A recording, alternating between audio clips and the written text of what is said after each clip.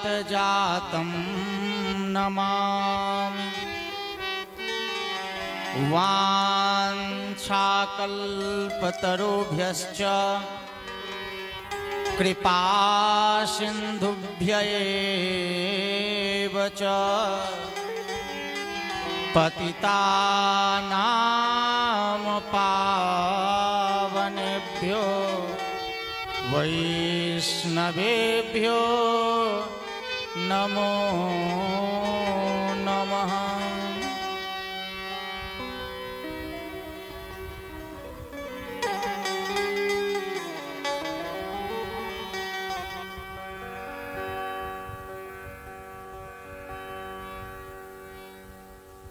अपनी वाणी को पवित्र करते हुए 2 बार भगवान नाम संकीर्तन।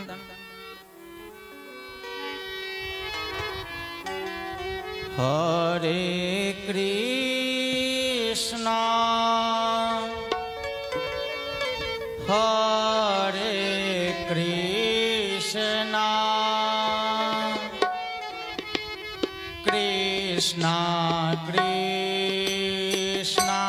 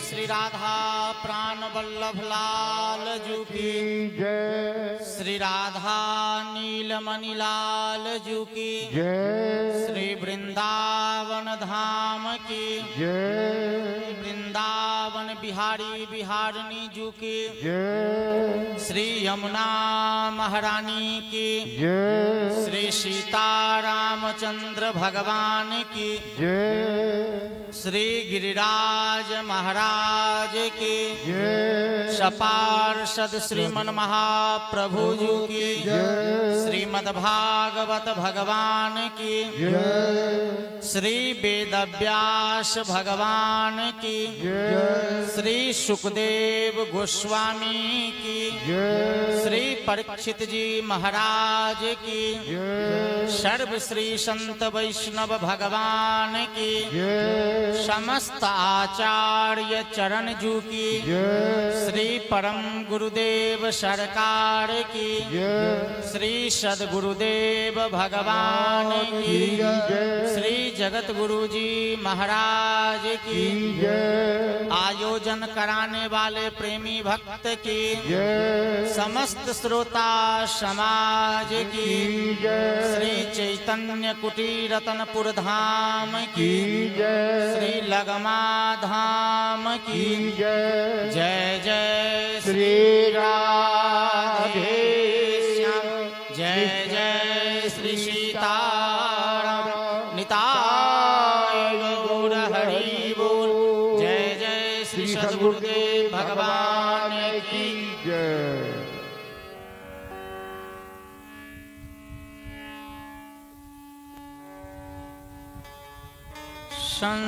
संसार दावा नलली ढलोक त्राणाय कारुण्य घना घनत्वं प्राप्तस्य कल्याण गुणार्णवस्य वंदे गुरुश्री चरणारविंदम।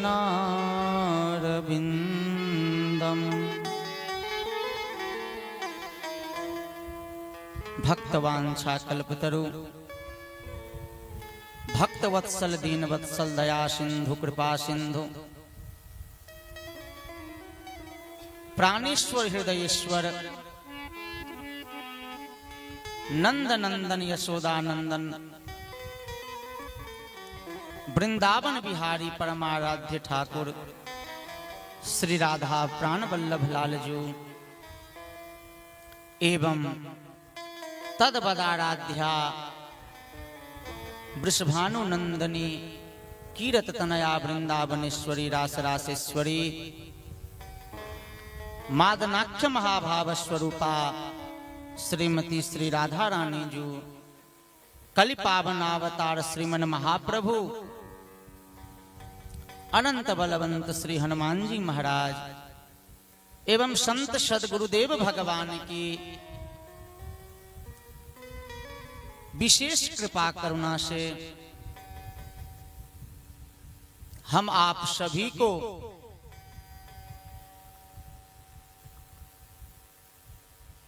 भगवान वृंदावन बिहारी श्री कृष्ण चंद्र की साक्षात शब्दमयी मूर्ति श्रीमद् भागवत जी के माध्यम से सत्संग लाभ प्राप्त करने का सुंदर योग्य अवसर मिला हुआ। सर्वप्रथम प्रातः स्मरणीय वंदनीय परमाराध्य श्री सदगुरुदेव भगवान के श्री चरणों में साष्टांग दंडवत प्रणिपात करता हुआ यहाँ भगवत स्वरूप जो संत विराजमान हैं ऐसे पावन संत चरणारविंदों में कोटि सह दंडवत प्रणाम निवेदित करता हुआ मेरे जो आचार्य हैं, जापक बंधु हैं, कलाकार बंधुगण हैं, इन सबको यथा योग्य दंडवत प्रणिपात करता हुआ आप समस्त भगवत रसिक प्रेमी श्रोताओं को मेरा बारंबार प्रणाम एवं जो दूर रह करके भी YouTube चैनल के माध्यम से श्रीमद् भागवत कथा रस सिंधु में अवगाहन कर रहे हैं उन समस्त श्रोताओं को भी मेरा बारंबार प्रणाम। आज प्रातः काल कथा के सत्र में आप सब भक्तों ने अजामिलोपाख्यान के माध्यम से भगवान नाम की महामहिमा का आप सब ने श्रवण किया। जिस प्रकार भगवान अनंत हैं उसी प्रकार भगवान के नाम के महिमा भी अनंत है और जिनके जीवन में भगवान नाम का आश्रय हो गया है, जिन्होंने अपने जीवन का आधार केवल भगवान नाम को बना लिया है, तो ऐसे ऐसे भक्तों के पीछे पीछे भगवान अनुब्रजा में हम नित्यम पूय एतंघ्रि रेणु भी, भगवान भी ऐसे भक्तों के पीछे पीछे चलते हैं ताकि उस भक्त का चरण रज उड़ करके मेरे ऊपर पड़ जाए और मैं भी पवित्र हो जाऊं। इसका क्या अर्थ हुआ? इसका अर्थ है कि नामी भगवान जो हैं, भगवान का नाम नामी भगवान से भी बड़ा है, श्रेष्ठ है। और श्रीमन महाप्रभु तो चैतन्य चरितामृतकार श्रीपाद श्री कृष्णदास कविराज गोस्वामी कहते हैं कि हरि हरि बोली व्याघ्र नाचिते लागिला। जब श्रीमन महाप्रभु चैतन्य देव दक्षिण भारत की यात्रा कर रहे थे तो हरि बोल भगवान नाम के प्रभाव से हरि बोल बोल के व्याघ्र आदि जो हिंसक पशु हैं वे भी नृत्य करने लगे। ये भगवान नाम की महिमा है।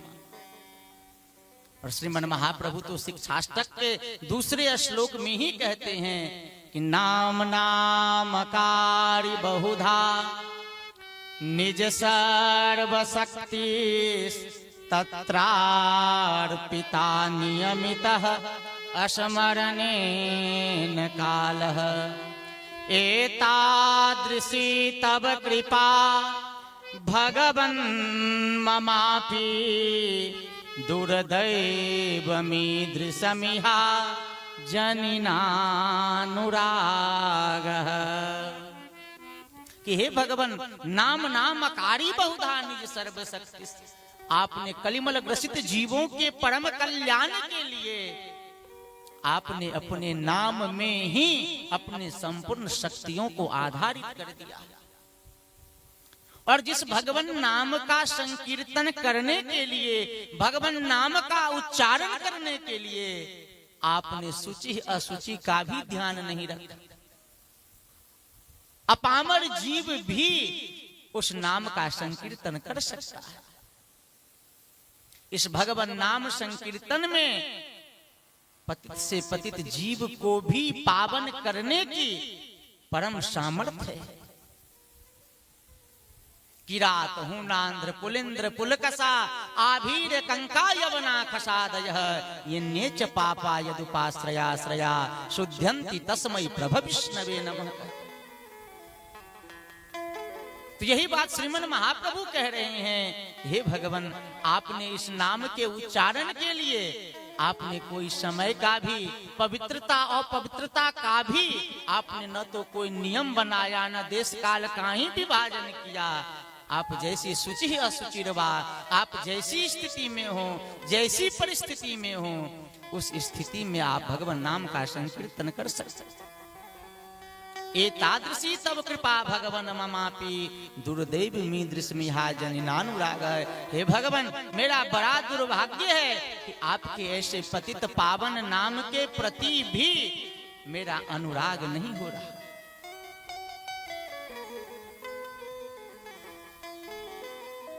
भैया भगवान और भगवान का नाम, इसमें कोई भेद नहीं।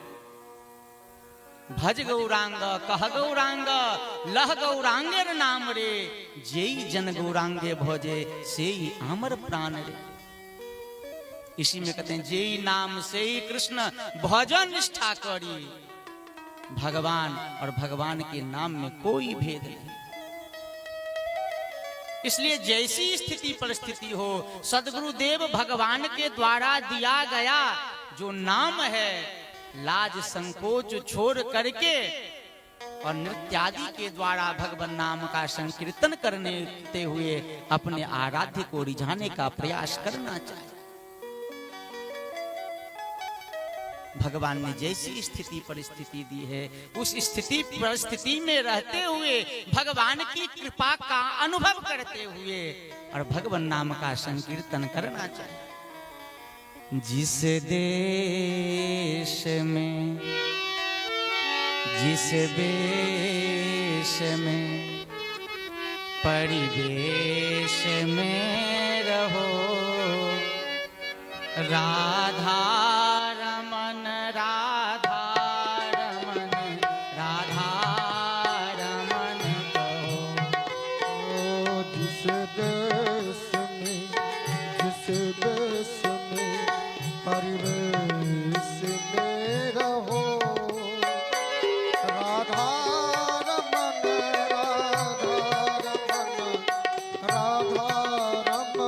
कहो। जिस देश में जिस भेष में परिवेश में रहो राधा रमन राधा रमन राधा रमन कहो। राधा रमन राधा रमन कहो।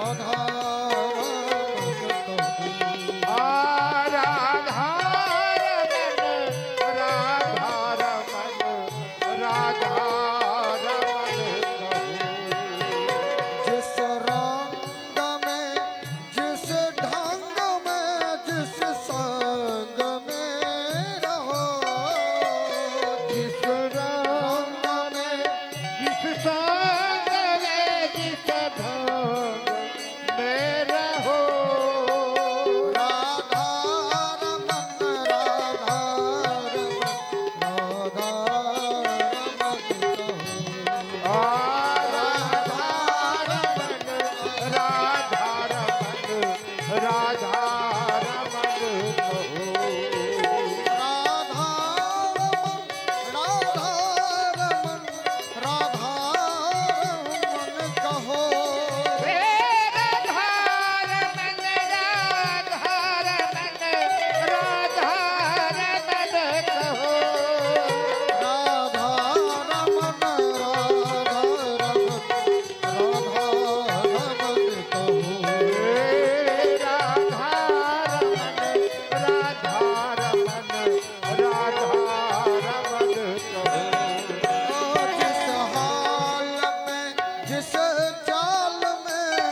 जिस काल में रहो जिस हाल में जिस काल में जिस काल में रहो जिस हाल में जिस चाल में जिस काल में रहो जिस हाल में जिस काल में जिस काल में रहो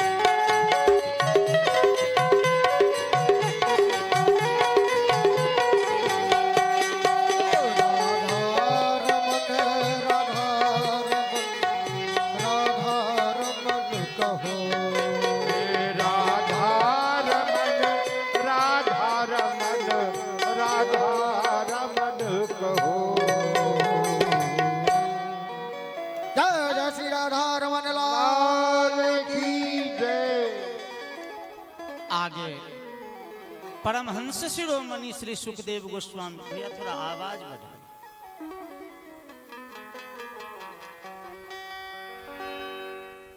आगे परमहंस शिरोमणि श्री सुखदेव गोस्वामी वर्णन करते हैं। कल आप सब भक्तों ने कथा श्रवण किया, आप लोग ध्यान दिए या नहीं दिए। दक्ष प्रजापति जिसका सिर बकरे का हो गया था, वह दक्ष प्रजापति बकरे वाले सिर को लेकर के शरीर धारण करना नहीं चाहते थे। उन्होंने अपने शरीर का त्याग किया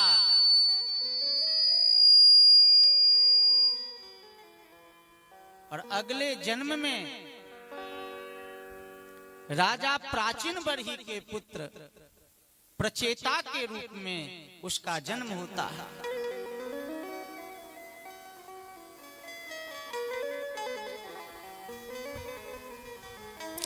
और विंध्याचल क्या हुआ?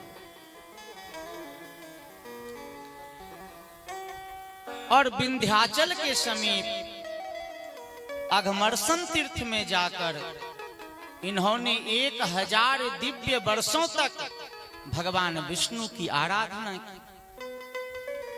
भगवान प्रसन्न हुए। भगवान ने दक्ष प्रजापति को दर्शन दिया। इसका नाम हुआ प्राचेतस दक्ष। उस दक्ष प्रजापति को भगवान दर्शन दिए और भगवान ने कहा कि दक्ष, मैं तुम्हारे पूर्व के संकल्प को जानता हूं। तुम सृष्टि का विस्तार करना चाहते हो, लेकिन तुम्हारी यह सृष्टि संकल्प से नहीं टिकेगी, इसलिए तुम मैथुनी सृष्टि करो। तो भगवान के आदेश को पाकर के दक्ष प्रजापति ने पंचजन्य की कन्या अशिकनी से विवाह किया और एक बार में दक्ष ने 10,000 पुत्रों को उत्पन्न किया। ये हर्यश्व कहलाए। ये हर्यश्वगण प्रजापति होने के कारण नारायण सरोवर तीर्थ में जाकर के भगवान विष्णु की आराधना करने लगे। संयोग बस अवसर देख करके वहां नारद जी आ गए और नारद जी ने दक्ष के 10,000 पुत्रों को समझाया कि तुम लोग प्रजापति हुए तो क्या हुआ। प्रजापतियों का जो स्थान है वह देवताओं से बहुत ऊंचा स्थान है। वहां पर नारद जी कह रहे हैं कि नारद जी ने वहां पर एक पहेली सुनाई और कहा कि तुम लोग पृथ्वी का अंत देखे बिना तुम लोग सृष्टि कैसे करोगे। और नारद जी ने कहा कि एक देश है जो 25 पदार्थों से बना हुआ है। उस देश में एक ही पुरुष है और वह भी व्यभिचारिणी स्त्री का पति है। वहां एक हंस है जिसकी कहानी विचित्र है। वहां एक नदी है जो दोनों ओर बहने वाली है। वहां एक बिल है जिसमें घुसने का रास्ता तो है, निकलने का मार्ग नहीं है। वहां एक वज्र है जो लोगों की आयु का निरंतर छेदन करता रहता है। नारद जी यह पहेली कहकर और वहां से चले। बुद्धिमान दक्ष पुत्रों ने सोचा कि पृथ्वी का अंत देखना क्या है, अपने जीवन के अंत का विचार करना। और 25 पदार्थों से बना हुआ जो वह देश है वह और कोई दूसरा नहीं, यह शरीर ही 25 पदार्थों से बना हुआ देश है। आकाश, वायु, अग्नि, जल, पृथ्वी। शब्द, स्पर्श, रूप, रस, गंध 10, 5 कर्मेंद्रिय, 5 ज्ञानेंद्रिय, 20 मन, बुद्धि, चित्त, अहंकार और उसमें एक जीव। 25 पदार्थों से बना हुआ देश यह शरीर ही है। इसमें जीव ही एक पुरुष है और वह बुद्धि रूपी व्यभिचारिणी स्त्री का पति है। बुद्धि जैसे जैसे इस जीव को नचाती है वैसे वैसे यह नाचता है। परमात्मा ही अंतर्यामी रूप से सब जीवों के भीतर हंस रूप से निवास करते हैं। संसार ही वह बिल है जिसमें जाने का तो मार्ग है, निकलने का कोई मार्ग नहीं। परमाराध्य परम गुरुदेव सरकार संसार शब्द की व्युत्पत्ति किया करते थे कि संसरति इति संसार, जो निरंतर मृत्यु की ओर सरक रही है उसी का नाम संसार है। और परितः वारयन्ति इति परिवार, जो भगवान की ओर जाने से बेड़ी लगा दे उसी का नाम परिवार है।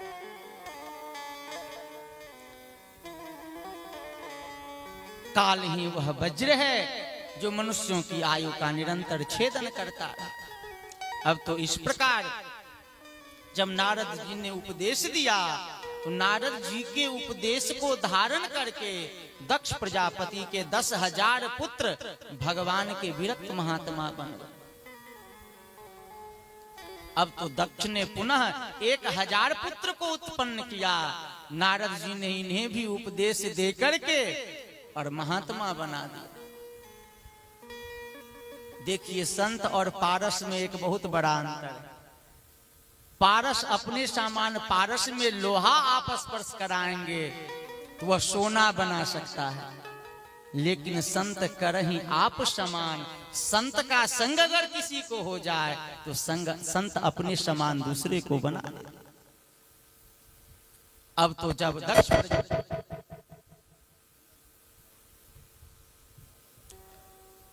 दक्ष प्रजापति बहुत क्रोधित हुआ।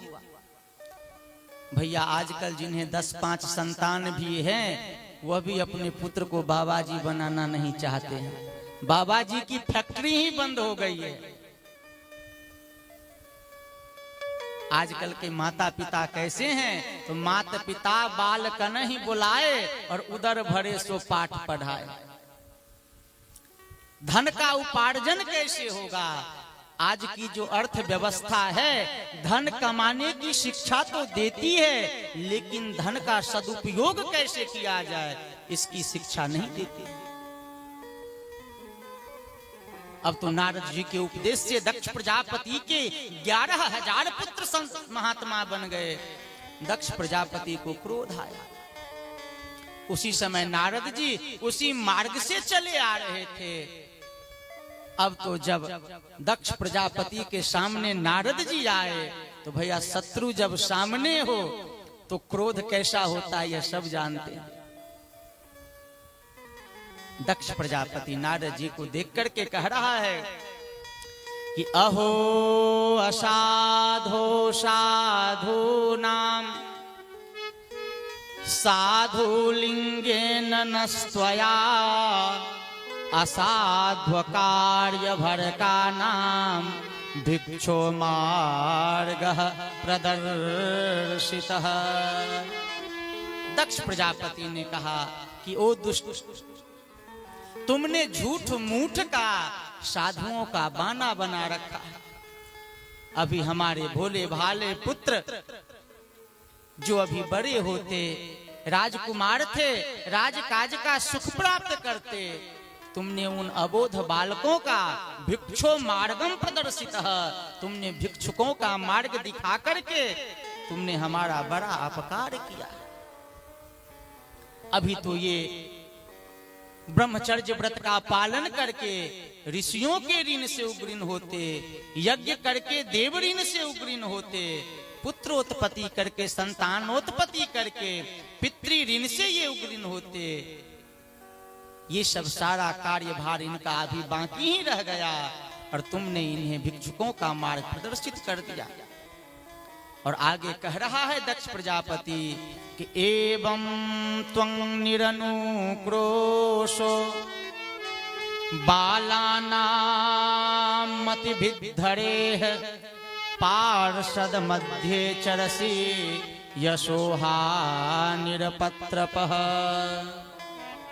दक्ष प्रजापति कह रहा है कि हे नारद, सचमुच में तुम्हारे हृदय में दया का लेश मात्र भी नहीं।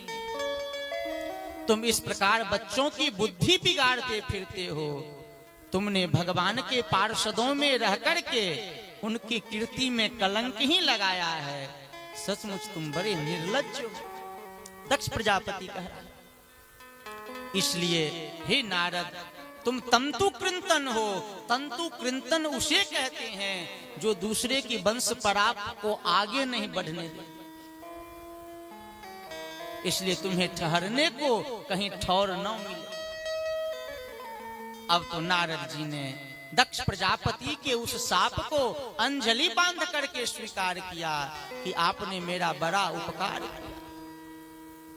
अगर एक जगह रुकना होता तो आश्रम बनाना होता, आश्रम की व्यवस्थाएं करनी होती, आश्रम की व्यवस्थाओं को व्यवस्थित करने के लिए चेले चेलियां बनाने होते, फिर बहुत सारी व्यवस्थाएं करनी होती। आपने बड़ी कृपा कर। नारद जी ने उस सांप को अंजलि बांध करके स्वीकार किया। लेकिन नारद जी जब श्री धाम में जाते हैं, श्री धाम वृंदावन जाते हैं, अयोध्यापुरी में जाते हैं, भगवान की लीला कथा का श्रवण करने आते हैं, तो दक्ष प्रजापति का वह सांप उनको बाधित नहीं करता। जितने दिन नारद जी चाहें उतने दिन वहां ठहर सकते।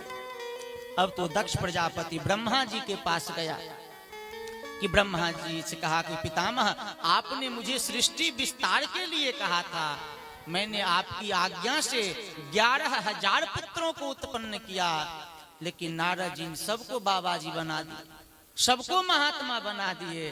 ब्रह्मा जी हंसने लगे। ब्रह्मा जी ने कहा कि बेटा, तुम मेरी आज्ञा का पालन कर रहे हो, सृष्टि का विस्तार कर रहे हो, और नारद जी को मैंने यही आज्ञा दी है कि जिससे लोगों की बुद्धि भगवान में लगे, तुम ऐसा ही कार्य करो। नारद जी भी ब्रह्मा जी के ही पुत्र हैं। महर्षि अत्रि, अंगिरा, पुलस्त, पुलह, क्रतु, भृगु, वशिष्ठ, दक्षश्च दशमस्तत्र नारदम, सबसे छोटे पुत्र हैं।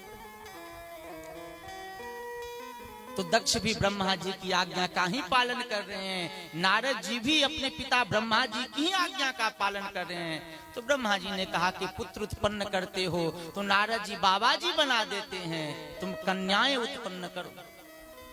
तो दक्ष प्रजापति ने अशिकनी के गर्भ से 60 कन्याएं उत्पन्न की, जिसमें से 10 कन्याओं का विवाह धर्म के साथ, 13 कन्या का विवाह कश्यप जी के साथ, 27 कन्या का विवाह चंद्रमा के साथ। ये जो 27 नक्षत्र हैं, अश्विनी, भरणी, कृतिका, रोहिणी, मृगशिरा इत्यादि जो नक्षत्र हैं, ये दक्ष की कन्याएं हैं जो चंद्रमा से ब्याही गई है। 2 कन्या का विवाह भूतगण के साथ, 2 कन्या का विवाह ऋषि अंगिरा के साथ, 2 कन्या का विवाह कृशासु के साथ, और 4 कन्या का विवाह ताक्ष नामधारी कश्यप के साथ दक्ष प्रजापति ने किया। इस प्रकार दक्ष की कन्याएं ब्याही गई और इन्हीं से सारे सृष्टि का विस्तार हुआ। महर्षि कश्यप की पत्नी अदिति से देवताओं की उत्पत्ति हुई। ब्रह्मा जी ने देवताओं को रहने के लिए स्वर्ग का राज्य दिया और देवताओं ने सहमति से स्वर्ग का राजा इंद्र को बनाया। देवताओं के गुरु बृहस्पति जी हैं। अब तो एक दिन बृहस्पति जी की इच्छा हुई कि स्वर्ग में चल करके और देवताओं का हाल खबर लूं। तो बृहस्पति जी स्वर्ग में पहुंचे। सुखदेव गोस्वामी वर्णन करते हैं कि जिस समय बृहस्पति जी, देवगुरु बृहस्पति जी स्वर्गलोक में पहुंचे, उस समय देवराज इंद्र को त्रिलोकी का राज्य पा करके और ऐश्वर्य मद हो गया। भैया, को नहीं अस जन्मा जग माही और प्रभुता पाही जाही मद नाही। गोस्वामी जी कहते कंचन तजना सहज है, सहज तिया के ने मान बराई ईर्षा जो को बिरला। अब देवराज इंद्र को ऐश्वर्य पाकर के ऐश्वर्य मद हो गया था। जिस समय देवगुरु बृहस्पति जी स्वर्ग में पहुंचे तो उस समय देवराज इंद्र अपने सोने के सिंहासन पर अपनी पत्नी शची के साथ विराजमान थे। सारे मरुदगण, देवतागण, अप्सराएं नृत्य कर रही थी, मंगल गीतों का वादन हो रहा था। उसी समय देवगुरु बृहस्पति जी स्वर्ग में पहुंचे। देवराज इंद्र ऐसे शोभायमान हो रहे थे जैसे स्वच्छ वायुमंडल में, स्वच्छ आकाश मंडल में चंद्रमा की शोभा होती है। देवराज इंद्र ने बृहस्पति जी को लेकिन देख करके मुंह घुमा लिया। और इसके जो मंत्रीगण थे, देवतागण थे, उन लोगों ने कहा कि गुरुदेव भी समय का ध्यान नहीं रखते और जब तब आ जाते हैं स्वर्ग में। अभी गुरु की ओर से मुख मोड़ लो, पीछे हम लोग गुरुदेव को मना लें। अब तो देव गुरु बृहस्पति जी समझ गए कि देवराज इंद्र ऐश्वर्य मद से अंधे हो रहे हैं। देवगुरु बृहस्पति जी वहां से निकले, अपने आश्रम में आए और अंतर्ध्यान हो गए। अब तो जब सभा समाप्त हुई तो देवराज इंद्र की चेतना लौटी और देवराज इंद्र कहने लगे, हाय है, मुझसे बहुत बड़ा अपराध हो गया। कौन ऐसा बुद्धिमान पुरुष होगा जो देवराज इंद्र के पद को चाहेगा। इंद्र कह रहे हैं कि को गृध्येत पंडितो लक्ष्मीम त्रिभीष्टपतेरपि यजाहमासुरं भावं नितोद्य विबुधेश्वरः। देवराज इंद्र कह रहे हैं अहो बत ममा साधु कृतम ते दम्र बुद्धिना यनमैश्वर्य मत्तेन गुरु सदस्य कात्कृतः।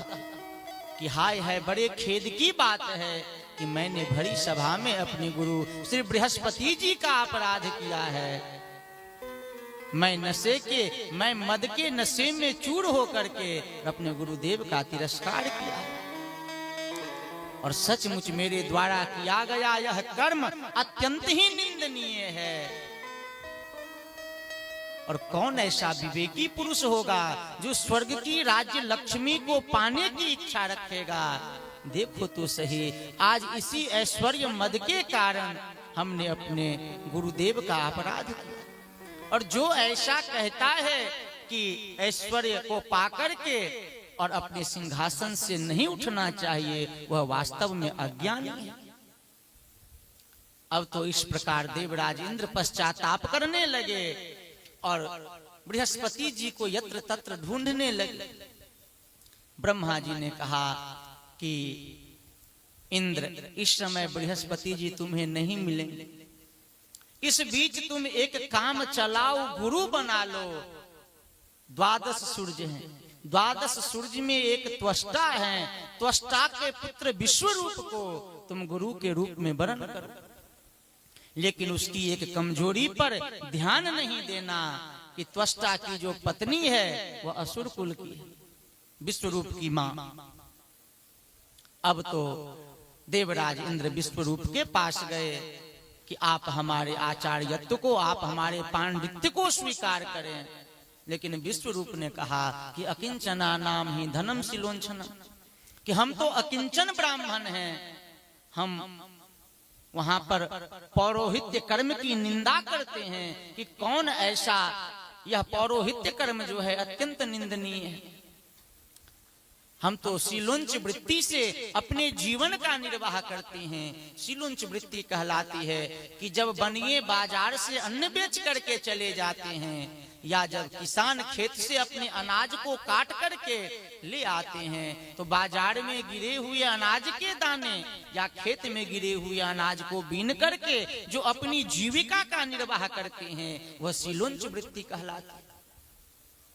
यही बात विश्वरूप कह रहे हैं। लेकिन जब इंद्र ने बहुत आग्रह किया तो विश्वरूप ने इंद्र के पुरोहिताई को स्वीकार किया। और जब जब वे इंद्र से कोई सत्कर्म कराते, हवन आदि करवाते, तो देवराज इंद्र की आंख बचा करके और वे असुरों को भी भाग दिया करते थे। एक दिन देवराज इंद्र ने देख लिया, विश्वरूप ने देवराज इंद्र को नारायण कवच सिद्ध करा दिया।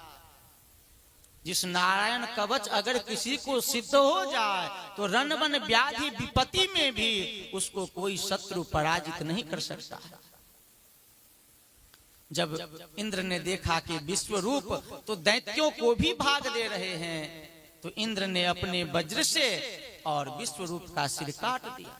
श्री सुखदेव गोस्वामी वर्णन करते हैं कि तस्यासन्य विश्वरूपस्य शिरांसि त्रीणि भारत सोमपीठम सुरापीठम अन्नादमिति सुश्रुमा।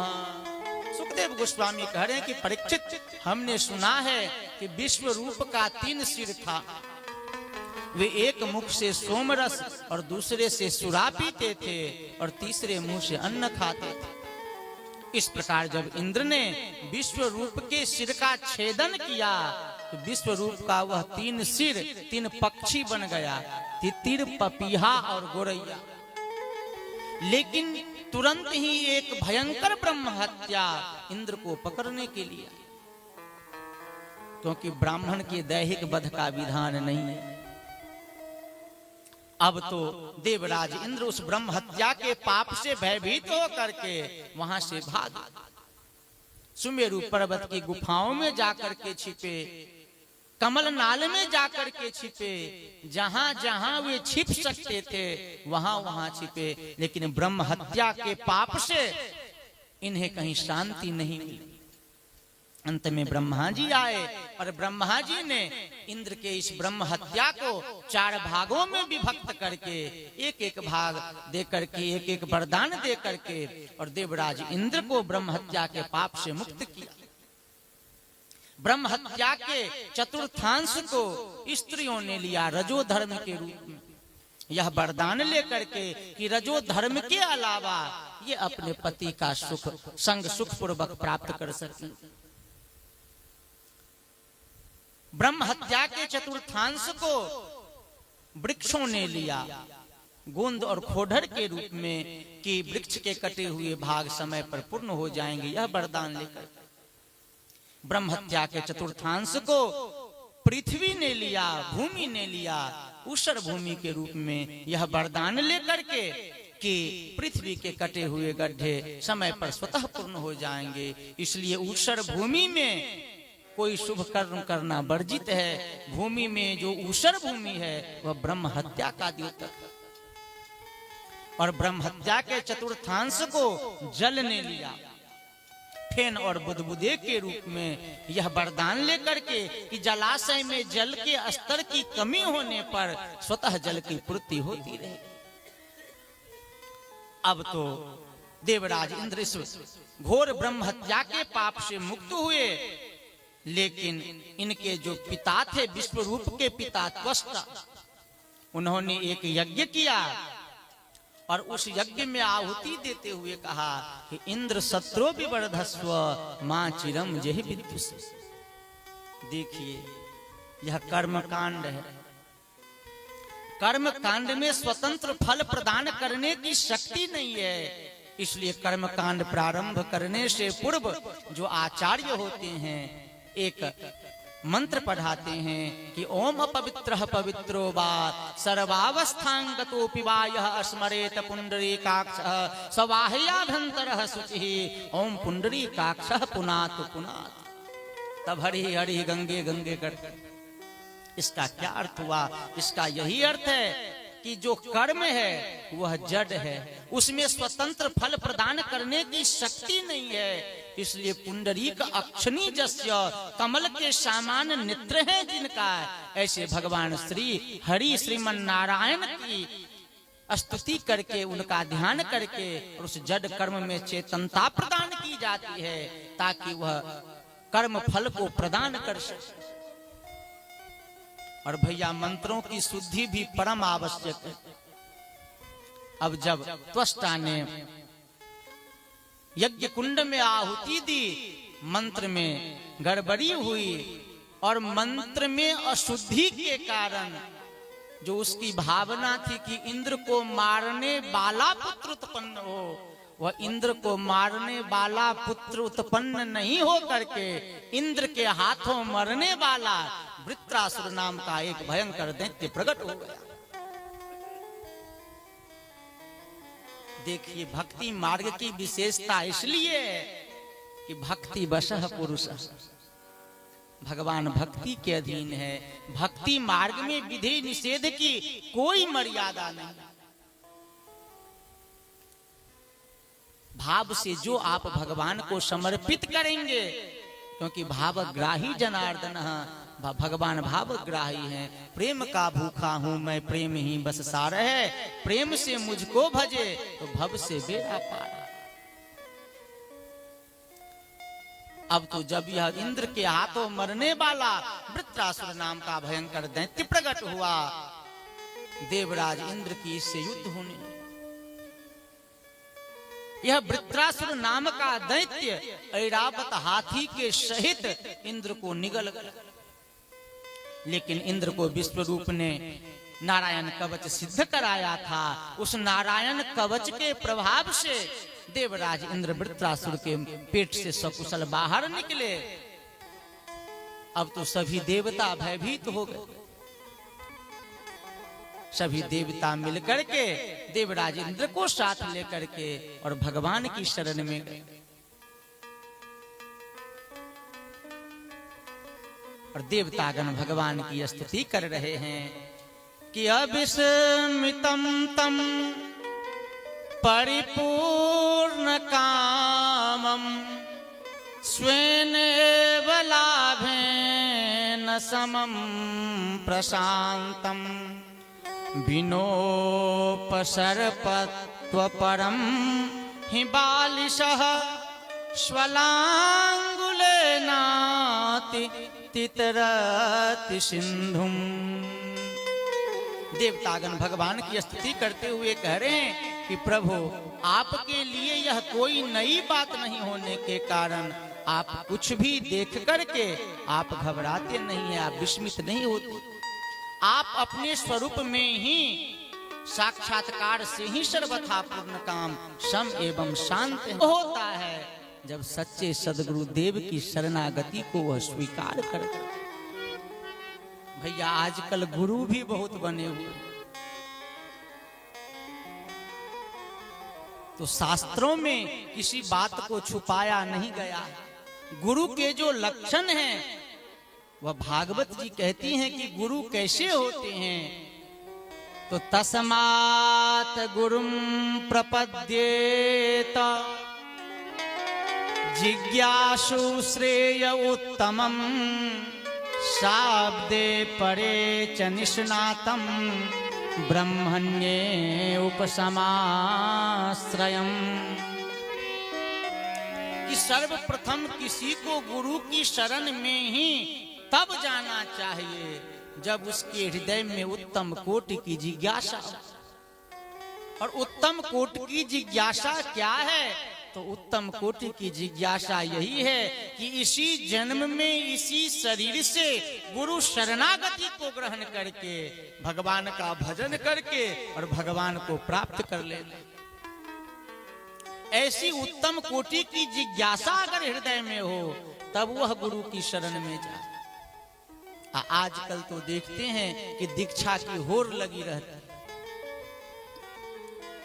एक दिन गुरु पूर्णिमा राधा अष्टमी होता है, उसमें सैकड़ों लोग दीक्षा लेते हैं, लेकिन जब यहाँ से जाते हैं तो कुछ दिन के बाद न तो तिलक मिलता है, न कंठी मिलती है, न मंत्र का जप करते हैं। कई भक्त तो ऐसे मिले हैं, माफ करेंगे, कि 20-20 वर्ष हो गए हैं दीक्षा लिए हुए, लेकिन उन्हें अभी तक गुरु मंत्र भी याद नहीं।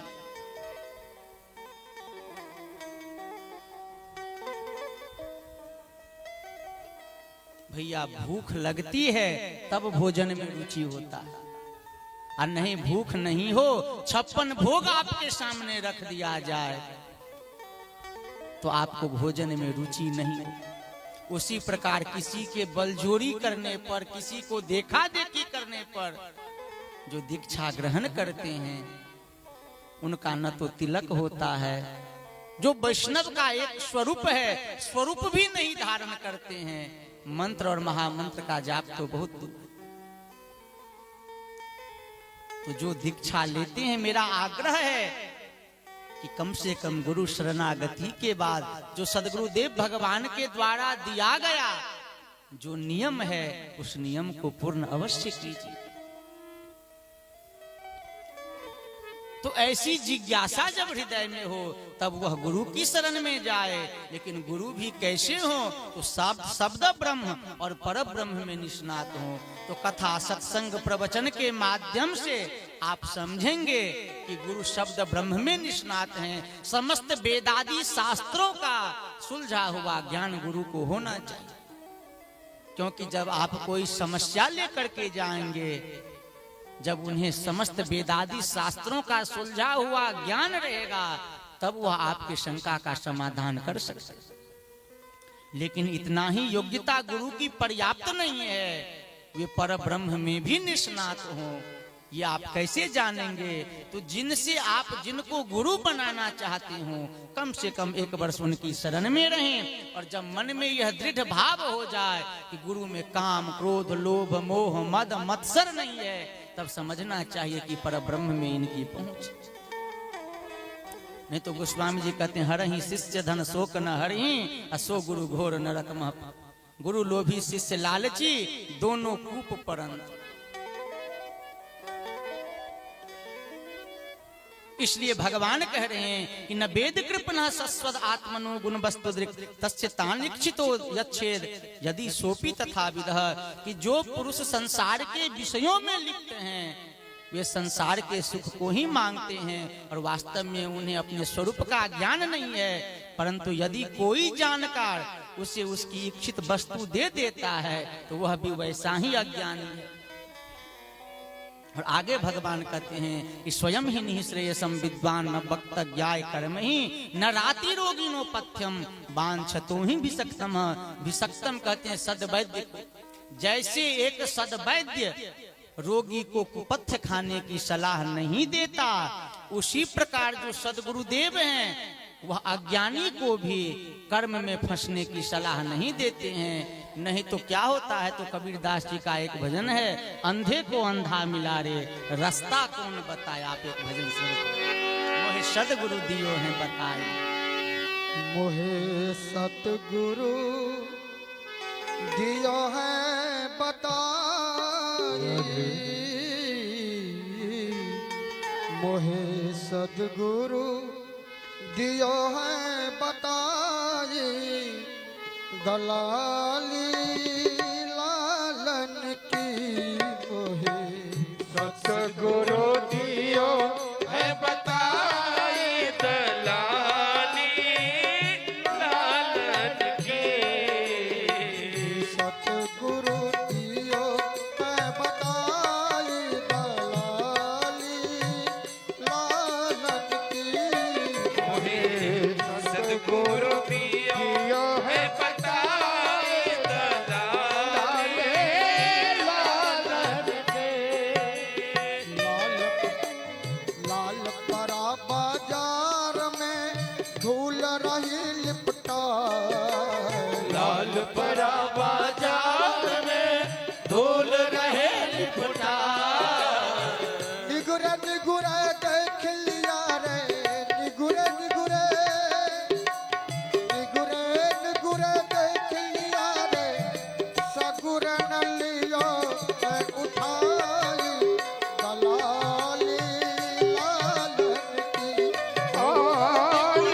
गुरे देख लिया रे, सगुरा दियो है उठाए, दलाले लालन के। सतगुरु दियो है बताई, दलाली लालन की। मोहे सतगुरु दियो है बताए, दलाले लालन के।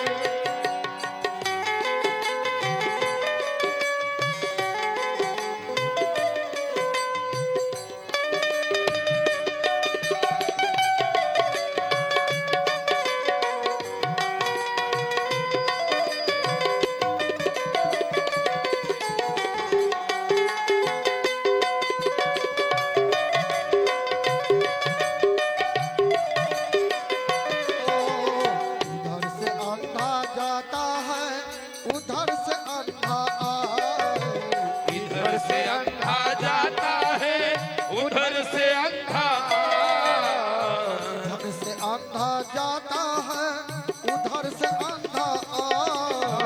इधर से अंधा जाता है, उधर से अंधा और अंधे को अंधा मिला रे, अंधे को अंधा मिला रे, अंधे को अंधा मिला रे,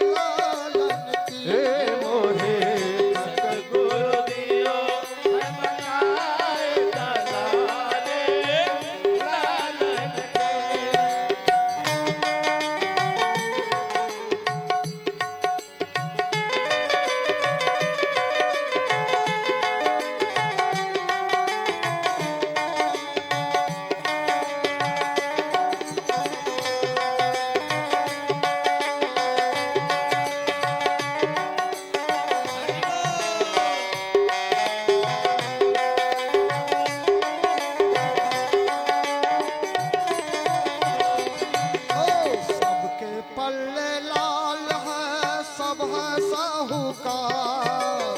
सबके पल्ले लाल है, सब है साहूकार। सबके पल्ले लाल है, सब है साहूकार। सबके पल्ले लाल है, सब है साहूकार। गांठ खोल पर खा नहीं रे, कठोर पर खा नहीं रे, गांठ खोल पर खा नहीं रे, गांठ खोल पर खा नहीं रे। ऐसा मूर्ख गमार दलाली लालन की हो।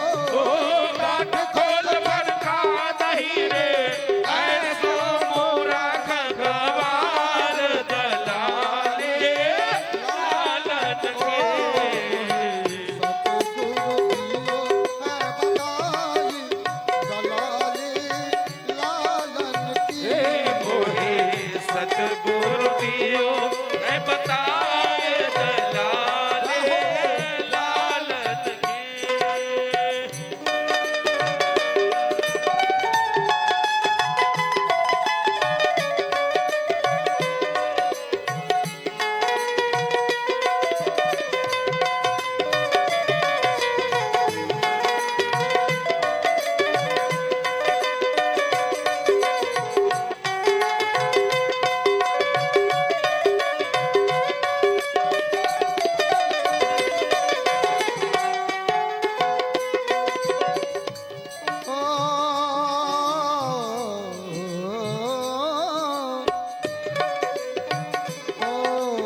लाली लाली सब कहे लाली लखन को। लाली लाली सब कहे लाली लखन को। लाली लाली सब कहे लाली लखन को। लाली लाली सब कहे लाली लखन को। लाली लखे कबीरन रे, लाली लखे कबीरन रे, लाली लखे कबीरन रे। जन्म मुक्ति भाई सोई दलालन की। लखे कबीरन जन्म मोती वैसार दलाले लालन के। सतगुरु दियो है बताई दलाले लालन की। मोहे सतगुरु दियो है बताए दलाले लालन के। हरे कृष्ण कृष्ण कृष्ण हरे हरे हरे राम राम राम राम हरे हरे। हरे कृष्ण कृष्ण कृष्ण हरे हरे राम हरे राम। प्रेम से बोलिए श्री सतगुरुदेव भगवान की जय। इस प्रकार भगवान ने देवताओं को उपदेश दिया और भगवान कह रहे हैं कि देवताओं आप लोग महर्षि दधीची के पास जाएं। वे अपने शरीर का जब त्याग करेंगे तो उनकी अस्थि से आप एक वज्र बनाइए। उस वज्र में जब मेरी कृपा का संयोग होगा तब आप वृत्रासुर के ऊपर विजय प्राप्त कर सकेंगे, आप वृत्रासुर का वध कर सकेंगे। देवतागण इंद्र को लेकर के महर्षि दधीची के पास आए। महर्षि दधीची से उनकी हड्डी की याचना की। महर्षि ने कहा कि देवताओं तुम लोग इतने बड़े स्वार्थी हो, मुझे पता नहीं। कम से कम मांगने वाले को भी यह एक बार सोच लेना चाहिए कि जिनसे हम जो वस्तु मांग रहे हैं कहीं उन्हें देने में संकोच तो नहीं हो। वहां पर देवताओं और महर्षि दधीची का सत्संग होता है और परमार्थ के कारण साधु धरा शरीर महर्षि दधीची ने अपने शरीर का त्याग किया। इंद्र ने उनकी अस्थि बटोरी, अस्थि से एक वज्र बनाया और उस वज्र में भगवान की कृपा का संयोग हुआ। अब उस भगवान की कृपा से सिंचित वह वज्र लेकर के देवराज इंद्र वृत्रासुर के पास आया। वृत्रासुर युद्ध की मैदान में खड़ा है। देवराज इंद्र उस भगवत कृपा से सिंचित उस वज्र को लेकर के वृत्रासुर के सामने खड़े हैं।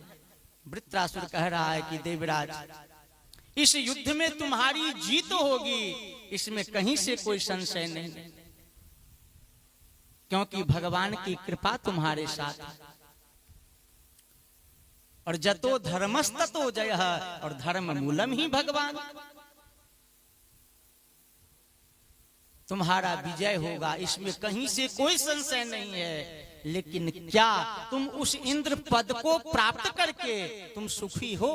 तुम सुखी नहीं हो, क्योंकि तुम्हें निरंतर भय लगा रहता है कि मेरा पद कहीं छिन न जाए।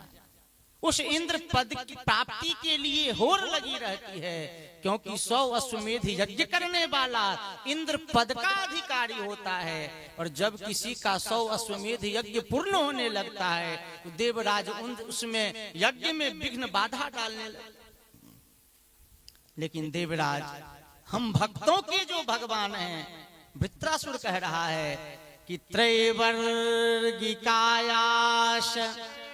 विघातमस्मत् पतिर्विधत्ते पुरुषस्य शक्र ततो नुमेयो भगवत प्रसादो यो दुर्लभो किंचन गोचरोन्यः।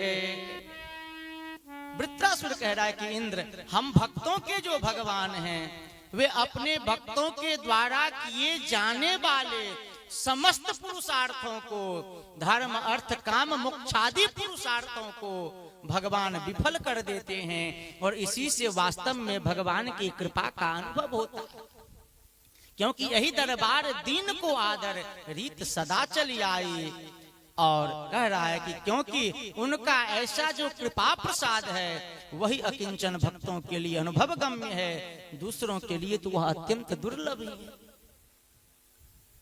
भागवत जी में ही कथा आती है कि भगवान शंकर के जो भक्त होते हैं वे बड़े धनी मानी होते हैं, लेकिन विष्णु भक्त गरीब होते हैं।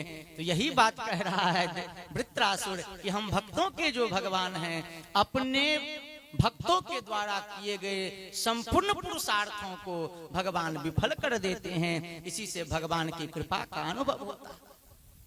अब तो उस युद्ध के मैदान में भगवान अपने गरुड़ पर सवार होकर के उपस्थित हो गए। वृत्रासुर भगवान को देख रहा है और भगवान की स्तुति करते हुए वृत्रासुर कह रहा है, अहम हरे तव पादैकमूल दासानुदासो भवितास्मि भूयः मनः असमरेता सुपतेर्गुणांस्ते गृणीतवाक कर्म करोतु कायः। वृत्रासुर कह रहा है भगवान को प्रत्यक्ष अनुभव करते हुए, और वृत्रासुर भगवान से कह रहा है कि प्रभु आप मुझ पर ऐसी कृपा कीजिए कि अहम हरे तब पादैक मूल दासानुदासो भवितास्मि भूयः। आपके भक्तों के जो भक्त हैं उनके चरण कमलों में मेरी भक्ति हो जाए, मेरी प्रीति हो जाए। और मनः स्मरेता सुपतेर गुणांस्ते, मैं अपनी रचना के द्वारा स्वाशक्त चित्त सुननाथ भूयात्। आपके जो प्रेमी संत भक्त हैं आप में और आपके प्रेमी भक्तों में तदाश्रयेषु संत भक्तेषु, उनमें मेरी अविचल प्रीति बनी रहे, यही वरदान आप मुझे दीजिए। अब तो इंद्र ने वृत्रासुर का वध किया। आगे परमहंस शिरोमणि श्री सुखदेव गोस्वामी से राजा परीक्षित पूछ रहे हैं कि मुक्तानाम अपि सिद्धानाम नारायण परायणाः सुदुर्लभ प्रशांतात्मा कोटिष्वपि महामुने। हे सुखदेव गोस्वामी, करोड़ों करोड़ों साधकों में बिरला कोई मुक्त होता है, और करोड़ों करोड़ों मुक्तों में बिरला कोई भगवान का विशुद्ध भक्त होता है। तो इत्थम दृढ़मति कृष्णे आसित संग्राम उल्बने, इस युद्ध के मैदान में वृत्रासुर की बुद्धि भगवान में कैसे लग गई। अर्थात परमहंस शिरोमणि श्री सुखदेव गोस्वामी से राजा परीक्षित वृत्रासुर के पूर्व चरित्र को श्रवण करना चाहते हैं। तो परमहंस शिरोमणि श्री सुखदेव गोस्वामी राजा परीक्षित को कथा श्रवण करा रहे हैं कि हे राजन, यह वृत्रासुर जो दैत्य था, यह पूर्व जन्म में यह द्रविड़ देश का राजा था, इसका नाम था चित्रकेतु। और तस्य भार्या सहस्त्राणाम सहस्त्राणी च दशा भवत, 1 करोड़ रानियां थी, कोई पुत्र नहीं था। एक दिन इसके महल में महर्षि अंगिरा आए। राजा चित्रकेतु ने महर्षि अंगिरा की खूब सेवा की, और महर्षि अंगिरा जब जाने लगे तो राजा चित्रकेतु ने महर्षि का चरण पकड़ लिया, पुत्र की याचना की। महर्षि अंगिरा ने अपनी झोली से एक फल निकाल करके दिया। राजा चित्रकेतु ने अपने सबसे बड़ी महारानी कृतद्युति को दिया। कृतद्युति ने गर्भ धारण किया, और समय आने पर कृतद्युति के गर्भ से ही एक सुंदर बालक का जन्म हुआ। अब तो राजा के राजमहल में, नगर में नगाड़े बजने लगे, शहनाइयां बजने लगी, बधाइयां बजने लगी। सब बधाइयां देने और लेने के लिए आने लगे। अब राजा का स्नेह, राजा चित्रकेतु अपनी बड़ी महारानी से कुछ अधिक स्नेह करने लगे। अन्य रानियों में भैया महर्षि चाणक्य कहते हैं कि मतलब पुरुष का भाग्य और महिलाओं के चरित्र को समझना बहुत कठिन है। देवो न जानाति कुतो मनुष्य कहते हैं। देवता भी इनके चरित्र को नहीं जान सकते, फिर मनुष्य की तो बात ही क्या है। अब तो अन्य रानियों में इस रानी और बच्चे के प्रति दुष्भाव आ गया। इन लोगों ने बच्चे को दूध में जहर मिला करके पिला दिया, बच्चे की मृत्यु हो गई। अब तो जैसा आनंद हुआ था वैसा ही शोक। उसी समय नारद जी महर्षि अंगिरा को लेकर के आए। नारद जी ने उस जीवात्मा को बुलाया, और नारद जी ने कहा कि तुम अभी क्यों चले गए? तुम राजकुमार थे, बड़े होते, राजकाज संबंधी शिक्षा ग्रहण करते, राज का सुख भोगते। उस जीवात्मा ने कहा कि नारद जी, कौन पिता और कौन पुत्र, यह तो खेल चल रहा है। पूर्व जन्मों में न जाने राजा चित्रकेतु कितने बार मेरे पुत्र बन चुके हैं, और मैं इनका पिता बन चुका हूँ। यह जन्म मृत्यु का चक्र चलता रहता है, न कोई किसी का पुत्र है और न पिता ही है, यह तो एक शरीर का बंधन है। अब मैं इस जन्म मृत्यु में शरीर बंधन को स्वीकार करना नहीं चाहता। और इतना कह करके वह जीवात्मा चला गया। राजा चित्रकेतु को चेतना आई। अब तो राजा चित्रकेतु के हृदय में तीव्र वैराग्य का उदय हुआ। नारद जी मौका पा करके और राजा चित्रकेतु के दाहिने कान में संकर्षण मंत्र की दीक्षा प्रदान की। और नारद जी ने कहा कि अगर तुम 7 दिन 7 रात्रियों तक बिना खाए और बिना सोए इस मंत्र का जप करोगे तो भगवान संकर्षण का साक्षात्कार होगा। राजा चित्रकेतु के हृदय में तीव्र वैराग्य था। राजा चित्रकेतु 7 दिन 7 रात्रियों तक बिना खाए और बिना सोए इस मंत्र का जप करते हैं। भगवान संकर्षण देव प्रसन्न होकर के इन्हें दर्शन देते हैं और राजा को एक इच्छाचारी विमान प्रदान करते हैं। राजा चित्रकेतु इस विमान पर बैठ करके जहां चाहते इच्छा करते वहां यह विमान पहुंच जाता।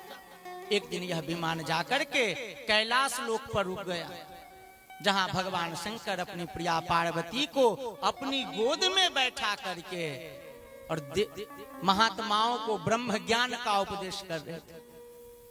राजा चित्रकेतु ने कहा कि भगवान, यह आपके अनुकूल आचरण नहीं है, क्योंकि बड़े लोग जैसा आचरण करते हैं छोटा उसी का अनुकरण करते हैं। लेकिन भगवान शंकर अपनी गोद में अपनी प्रिया को स्थान देते हैं, इसका क्या कारण है?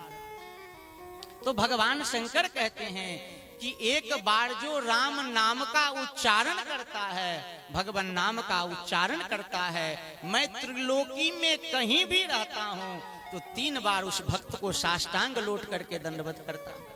लेकिन ये जो हमारी प्राणाराध्या भगवती पार्वती हैं, सहस नाम सम सुनि शिव बानी, अजप जेई पिय संग भवानी।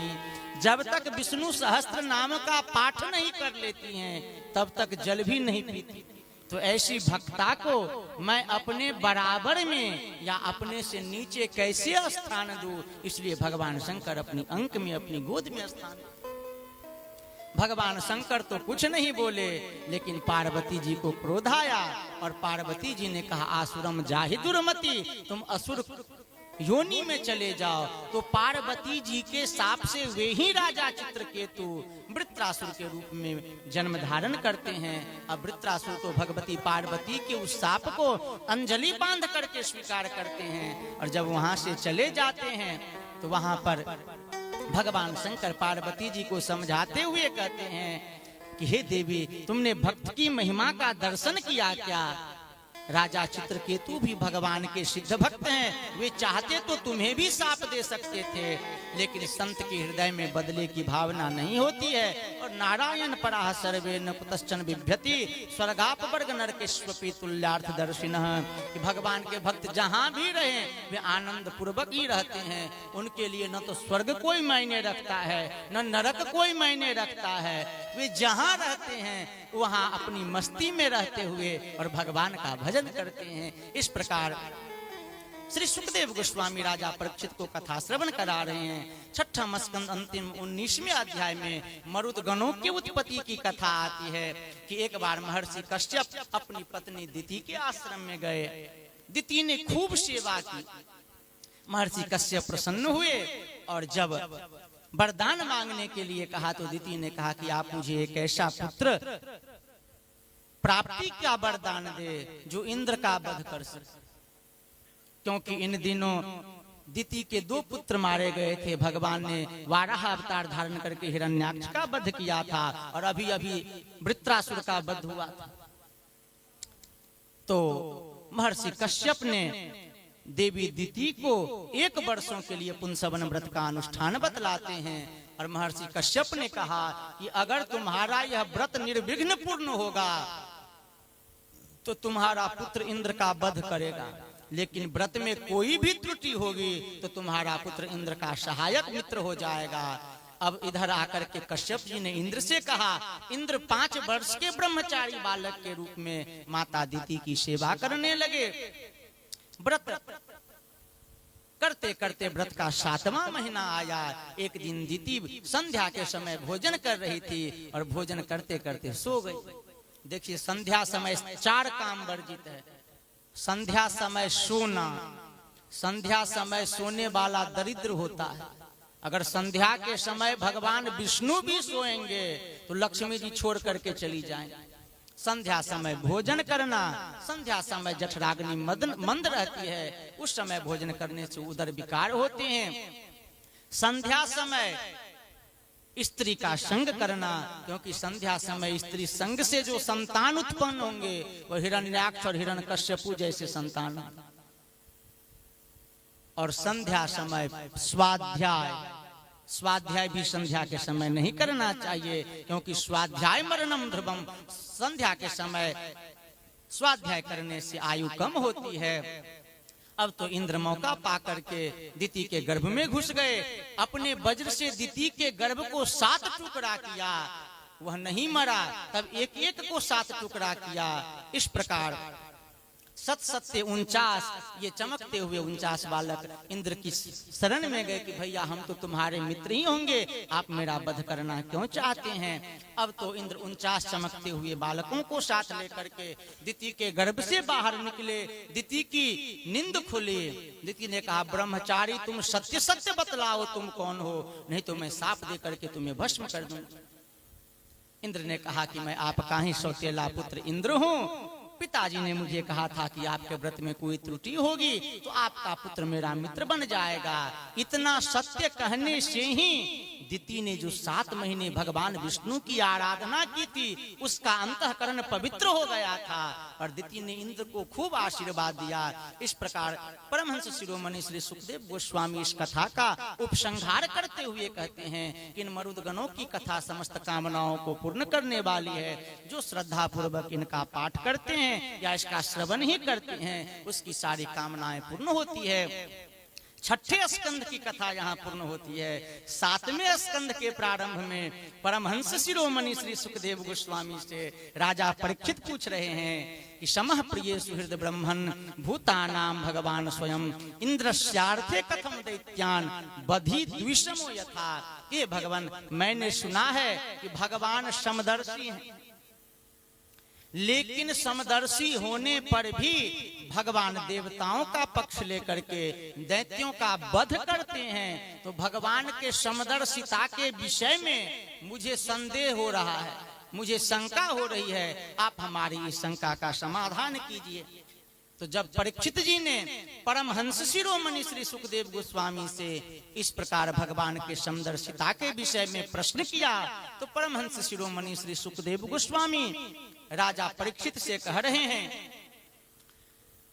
कि साधु पृष्ठम महाराज हरेरश्चरितद्भुतम् यद भागवत महात्म्यम् भगवद भक्तिवर्धनम् गीयते परमं पुण्यं मृषीनारदादिभिः नत्वा कृष्णाय मुनये कथयिष्ये हरेः कथा। श्री सुखदेव गोस्वामी कह रहे हैं कि महाराज, भगवान के अत्यंत अद्भुत चरित्र के विषय में तुमने मुझसे प्रश्न किया है, क्योंकि भगवान के ऐसे परम अद्भुत चरित्रों के माध्यम से ही भगवान की अनेक लीला कथा प्रकट होती है। और भगवान की उन लीलाओं को गीयते परमं पुण्यम, नारदादि ऋषिगण गान करते हुए तीनों लोकों में विचरण किया करते हैं। अब मैं अपने पिता भगवान श्री कृष्ण द्वैपायन वेद व्यास जी का स्मरण करके मैं तुम्हें कथा सुनाना प्रारंभ कर रहा हूँ। और आगे परमहंस शिरोमणि सुखदेव गोस्वामी कहते हैं कि राजन, हे परीक्षित, इस सृष्टि का निर्माण 3 गुणों से हुआ, सतोगुण, रजोगुण और तमोगुण से। तो इस सृष्टि में तीनों गुण की समता या विविधता एक साथ नहीं होती। सत्वगुण प्रधान देवता हैं, जब सत्वगुण की वृद्धि होती है तो भगवान देवताओं का पक्ष लेते हैं। जब रजोगुण की वृद्धि होती है तो भगवान दैत्यों का, और जब तमोगुण की वृद्धि होती है तो भगवान यक्ष राक्षसों का साथ देते हैं। वास्तव में भगवान समदर्शी ही हैं। इस 7वें स्कंध में नारद युधिष्ठिर संवाद की चर्चा है। तो परमहंस शिरोमणि सुखदेव गोस्वामी राजा परीक्षित को एक कथा श्रवण करा रहे हैं कि जब महाराज युधिष्ठिर राजसी यज्ञ करना चाहते थे तो यज्ञ से पूर्व उन्होंने एक सभा को बुलाया। उस सभा में भूमंडल के जितने राजा राजकुमार थे सब आए। उन राजकुमारों की पंक्ति में सबसे आगे शिशुपाल बैठा हुआ। इस सभा में एक प्रश्न खड़ा हुआ कि सर्वप्रथम पूजा किसकी होनी चाहिए। तो किसी ने किसी की कहा, लेकिन उसी सभा में शिशुपाल श्रीहरि सहदेव ने उठ करके कहा। सहदेव के विषय में 2 बात है। एक तो जरासंध का पुत्र सहदेव, वह भी परम भागवत, और एक पांडवों में सबसे छोटे सहदेव ने उठ करके कहा कि सर्वप्रथम पूजा के अधिकारी भगवान श्री कृष्णचंद्र। महाराज युधिष्ठिर उठे, सोने की थाल, सोने के जल पात्र में जल लेकर के और भगवान श्री कृष्णचंद्र का चरण कमल पखारने लगे, धोने लगे। अब तो राजकुमारों की पंक्ति में शिशुपाल बैठा हुआ था। शिशुपाल उठा और भगवान श्री कृष्णचंद्र को गालियां देने लगे। भगवान ने शिशुपाल की मां को वरदान दिया था कि इसके 100 अपराध को मैं नित्य क्षमा करूंगा, लेकिन जिस दिन यह 100 का अतिक्रमण करेगा मैं उसका वध करूंगा। अब तो जैसे ही इसने 100 का अतिक्रमण किया, भगवान ने सुदर्शन चक्र का स्मरण किया। भगवान का सुदर्शन चक्र आया और शिशुपाल का सिर छेदन किया। शिशुपाल के सिर से एक दिव्य ज्योति निकली और भगवान श्री कृष्णचंद्र के चरणों में समा गई। उसे सारूप्य मोक्ष मिल गया। अभी सभा में नारद जी भी हैं, युधिष्ठिर जी भी हैं। अब तो युधिष्ठिर जी कहने लगे कि नारद जी, मैंने यह क्या आश्चर्य देखा, यह तो शिशुपाल जब से इसने होश संभाला भगवान को नित्य प्रति गालियां ही देता आया। तो मेरे विचार से इसकी जिह्वा गलित कुष्ठों से गलगल करके गिर जानी चाहिए थी, लेकिन भगवान ने इसे शाहरुख पे मोक्ष प्रदान कर दिया। तो वहां पर नारद जी युधिष्ठिर जी से कह रहे हैं कि युधिष्ठिर के नापी पाए न मनः कृष्ण निवेश, किसी भी भाव से अगर मन को भगवान के चरणों में लगा दिया जाता है तो उस जीव का परम कल्याण ही हो जाता है। तस्मात् वैरानुबंधे न, अनेक उदाहरण देते हैं कि जितना प्रेम से भगवान का स्मरण नहीं किया जा सकता है, वैर भाव से ही भगवान के चरणों में मन को अधिक लगाया जाता है। कैसे? तो जैसे आपका कोई मित्र हो तो मित्र का चिंतन निरंतर नहीं होता है, लेकिन आपका कोई शत्रु हो और शत्रु आप पर भारी पड़ रहा हो तो निरंतर चलते फिरते उठते बैठते खाते पीते सोते जागते आप शत्रु का ही चिंतन करेंगे। उसी प्रकार किसी भी भाव से अगर भगवान के चरणों में मन को लगा दिया जाता है तो उसका परम कल्याण हो जाता है। यहाँ पर नारद जी उदाहरण देते हैं, एक नहीं अनेकों मनुष्य काम से, द्वेष से, भय से, स्नेह से अपने मन को भगवान में लगाकर एवं अपने सारे पाप धोकर उसी प्रकार भगवान को प्राप्त हुए हैं, जैसे भक्त भक्ति योग के द्वारा भगवान को प्राप्त होता है। इस प्रकार नारद जी युधिष्ठिर को उपदेश कर रहे हैं। अब आगे परमहंस शिरोमणि श्री सुखदेव गोस्वामी से राजा परीक्षित परम भागवत श्री प्रहलाद जी के परम पावन चरित्र श्रवण करने की इच्छा प्रकट करते हैं।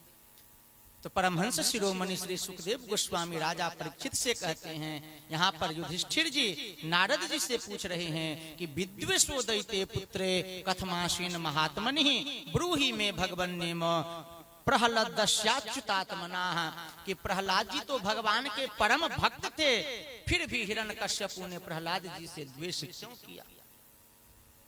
तो नारद जी कह रहे हैं कि जब भगवान ने बातचीत मत कोई करिए,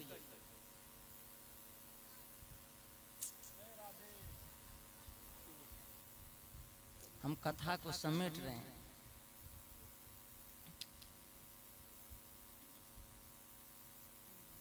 तो नारद जी युधिष्ठिर जी से कह रहे हैं कि जब भगवान ने 12 अवतार धारण करके हिरण्याक्ष का वध किया,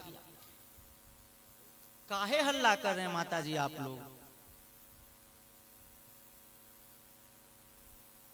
तो जब हिरण्याक्ष का वध भगवान 12 ने किया तो हिरण्याक्ष की पत्नी, हिरण्याक्ष के पुत्र, हिरण्याक्ष के स्वजन संबंधी हिरण्याक्ष के शरीर का अंत्येष्टि नहीं कर रहे थे, सब उसके शरीर को लेकर के विलाप कर रहे थे। तो वहां पर हिरण्यकश्यपु आया। हिरण्यकश्यपु ने कहा कि मर क्या गया है, शरीर सामने पड़ा हुआ है और चेतन आत्मा कभी मरती ही नहीं है, फिर इतना शोक क्यों कर रहे हो? वहां पर हिरण्यकश्यपु ने उसी नर नरेश राजा सुयज्ञ की कथा सुनाई कि उसी नर नरेश राजा सुयज्ञ युद्ध में मारे गए और उनकी पत्नियां, उनके बच्चे उनके शरीर को लेकर के विलाप कर रहे थे। उसी समय भगवान धर्मराज भगवान 5 वर्ष के बालक के रूप में आते हैं और उसी नर नरेश के पत्नी को, पुत्र को उपदेश देते हुए कहते हैं कि अहो अमीशाम वयसाधिका नाम विपश्यताम लोक विधिम विमोह यत्र आगतस् तत्र गतम मनुष्यम स्वयं सधर्मा अपि स्वच्छंत पार्थम, कि मर क्या गया है, शरीर सामने पड़ा हुआ है, यह मनुष्य जहां से आया था वहीं चला गया, इसमें आश्चर्य की क्या बात है? आप लोग तो सयाने हैं, नित्य लोगों का जन्मना और मरना देख रहे हैं। आप लोगों से अच्छा तो मैं हूं कि जब मैं बहुत छोटा था तो मेरे माता पिता मुझे अनाथ छोड़ करके और चले गए। लेकिन मैं बड़े से बड़े हिंसक पशुओं से भी मैं नहीं डरता हूँ, क्योंकि मुझे यह भरोसा है कि जिन भगवान ने गर्भ में मेरी रक्षा की वे ही भगवान अब भी मेरी रक्षा कर रहे हैं, इसलिए आप लोग वियोग मत कीजिए। और वहां पर भगवान धर्मराज कहते हैं कि भाग्य के अनुकूल होने पर रास्ते में खोई हुई वस्तु भी प्राप्त हो जाती है, और भाग्य के और बहुत दवा दारू की व्यवस्था नहीं होने पर भी भाग्य अगर अनुकूल हो तो रोगी ठीक हो जाता है, और अगर भाग्य प्रतिकूल हो तो संजोग कर रखी हुई वस्तु भी खो जाती है, और बहुत उचित चिकित्सीय व्यवस्था रहने पर भी रोगी नहीं बचता है। इसमें सब भाग्य का ही खेल है, और वास्तव में सबका मूल तो मिट्टी ही है। मिट्टी का खिलौना मिट्टी में मिल जाता है। वो ब्रह्मा दी देवता जो हैं सब मिट्टी का ही खेल है। जिस प्रकार सोने के अनेक प्रकार के आभूषण बनाए जा सकते हैं, लेकिन वास्तव में सबका मूल सोना ही है, उसी प्रकार यह मिट्टी का ही खेल है। जब धर्मराज ने इस प्रकार उपदेश दिया तो सबकी चेतना आई, और सबने उस राजा सुयज्ञ के शरीर की अंत्येष्टि की। आगे सुखदेव गोस्वामी वर्णन करते हैं कि हिरण्यकश्यपु के सर्वसे छोटे पुत्र प्रहलाद जी, हिरण्यकश्यपु के मन देखिए इतना बड़ा ज्ञानी है, लेकिन इसे भी भगवान विष्णु के प्रति मन में द्वेष भाव है। हिरण्यकश्यपु सोच रहा है कि विष्णु की जो जड़ है वेद ब्राह्मण और गाय, अगर इसका उन्मूलन जड़ से कर दिया जाए तो विष्णु अपने आप मर जाए। यह तपस्या करने के लिए मंदराचल पर्वत पर गया, कठोर तपस्या किया। इसके शरीर को दीमक खा गए, इसके प्राण हड्डियों में बचे हुए थे। ब्रह्मा जी आए, ब्रह्मा जी ने कमंडल से जल छिड़का, यह स्वस्थ हुआ। वरदान मांगने के लिए ब्रह्मा जी ने कहा, तो इसने कहा कि मुझे अमर कर दीजिए। ब्रह्मा जी ने कहा, बेटा अमर तो मैं भी नहीं हूं, मैं अमरता की वरदान नहीं दे सकता। तो इसने विकल्प से वरदान मांगा कि दिन में मेरी मृत्यु नहीं हो, रात में मेरी मृत्यु नहीं हो, पृथ्वी पर मेरी मृत्यु नहीं हो, आकाश में मेरी मृत्यु नहीं हो, घर में मेरी मृत्यु नहीं हो, बाहर में मेरी मृत्यु नहीं हो, किसी अस्त्र शस्त्र से मेरी मृत्यु नहीं हो, और आपकी बनाई हुई सृष्टि से मेरी मृत्यु नहीं। भगवान ने तथास्तु, ब्रह्मा जी ने तथास्तु कह दिया। अब तो यह वरदान प्राप्त करके लौटा, यह अपने आप को अमर समझ बैठे। सभी लोकपाल 9 ग्रह इस हिरण्यकश्यपु की चरण में बैठे रहे। अब इनके सबसे छोटे पुत्र प्रहलाद जी थे। प्रहलाद जी गुरुकुल में शिक्षा ग्रहण करने के लिए गए, और जब गुरुकुल से शिक्षा ग्रहण करके गुरुकुल की छुट्टी हुई, ये लौटे तो माँ कयाधु ने इन्हें स्नान कराया, सुंदर रेशमी वस्त्र पहनाए, आभूषण पहनाए, और हिरण्यकश्यपु जो अपने सोने के सिंहासन पर बैठा हुआ था हिरण्यकश्यपु की गोद में दिया। हिरण्यकश्यपु ने अपने पुत्र प्रहलाद जी से पूछा कि बेटा तुम गुरुकुल में जो सबसे अच्छी शिक्षा ग्रहण की हो वह मुझे बताओ। प्रहलाद जी कह रहे हैं कि पिताजी तत्साधु मन्ये असुर वर्ज देहि नाम सदा समद विघ्न धियाम असत ग्रहात हित्वात्म पातम गृह अंधक।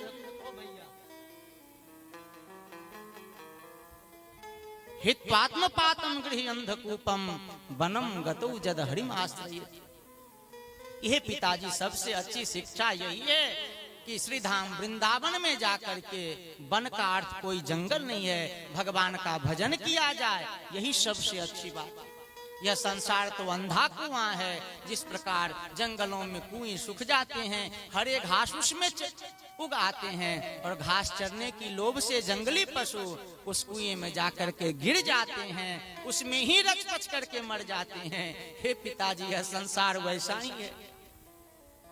पत्नी रूपी, पुत्र रूपी, धन रूपी हरे घास लगे हुए हैं, मनुष्य उसे चरने के लिए जाता है, उसी में रच-पच करके मर जाता है।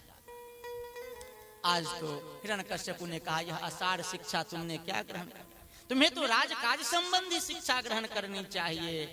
प्रहलाद जी पुनः गुरुकुल में आए, गुरुकुल से जब लौट करके फिर आए, गुरुकुल में अवकाश हुआ तो फिर वही क्रम, माता कयाधु ने स्नान करा करके सुंदर रेशमी आभूषणों से सुसज्जित करके हिरण्यकश्यपु की गोद में दिया।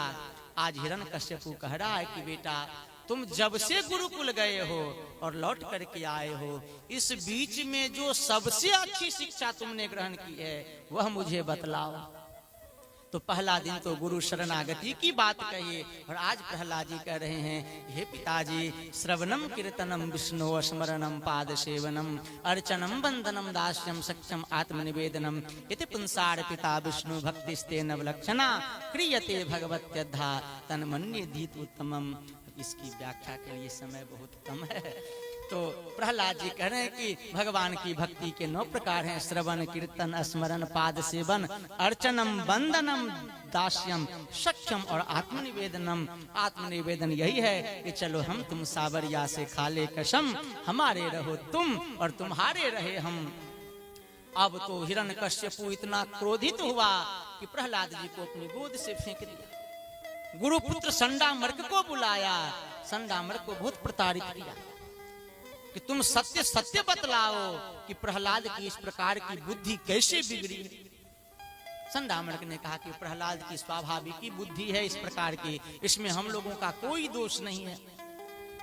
अब तो वह कह रहा है हिरण्यकश्यपु, क्यों रे मंदात्मन, तेरी बुद्धि उस कृष्ण में कैसे लग गई। तो प्रहलाद जी कहें कि हे पिताजी, मतिर न कृष्णे परतः स्वतोबा मिथो भी पद्येत गृह व्रतानाम अदांत गोभीर मिश्राम तमिश्रम पुनः पुनः चरवित चरबना नाम। हे पिताजी, संसारियों के संग से भगवान में बुद्धि नहीं लगती, ये तो संतों की कृपा से ही भगवान में बुद्धि लगती है।